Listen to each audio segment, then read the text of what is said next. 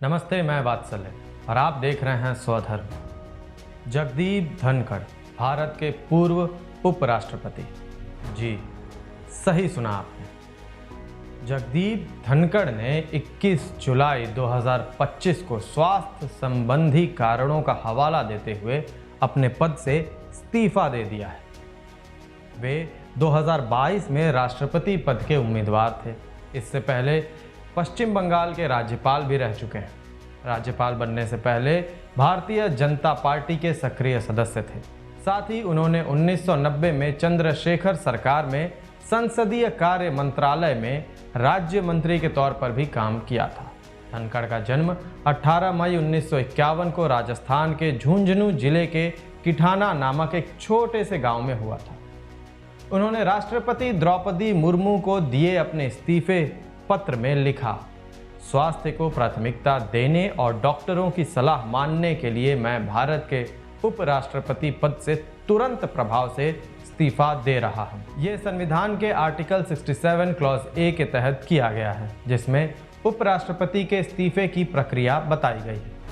धनखड़ की उम्र 74 साल है। उन्होंने अगस्त 2022 में उपराष्ट्रपति पद की शपथ ली थी और उनका कार्यकाल अगस्त 2027 तक तय था। उपराष्ट्रपति के तौर पे वे राज्यसभा के सभापति भी थे। उनका इस्तीफा संसद के मॉनसून सत्र के पहले दिन आया और राष्ट्रपति मुर्मू ने इस्तीफे को स्वीकार भी कर लिया है। उनके इस्तीफे के बाद सोशल मीडिया पर उनका एक पुराना वीडियो फिर से सामने आया है, जिसमें वे कहते दिखते हैं कि वे ईश्वरीय इच्छा न हो तो अगस्त 2027 में रिटायर हो जाएंगे।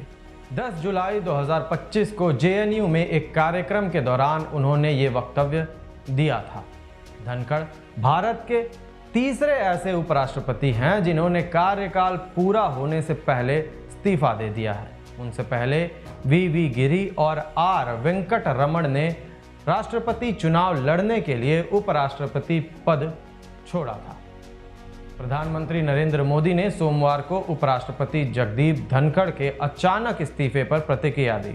उन्होंने धनखड़ को शुभकामनाएं दी और देश के लिए उनकी लंबी सेवा को सराहा।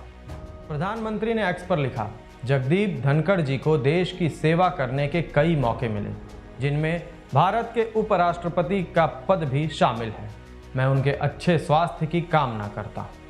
धनखड़ के अचानक इस्तीफे के बाद अब नए उपराष्ट्रपति के चुनाव की प्रक्रिया शुरू हो गई है और साथ ही राजनीतिक गहमा गहमी भी चरम पर है कि क्या कारण हो सकता है कि धनखड़ ने मॉनसून सत्र के पहले दिन ही इस्तीफा देने को चुना। क्या वास्तव में स्वास्थ्य ही वो कारण है या कोई राजनीतिक कारण भी हो सकता है? इस पूरे मुद्दे पर आपकी क्या राय है?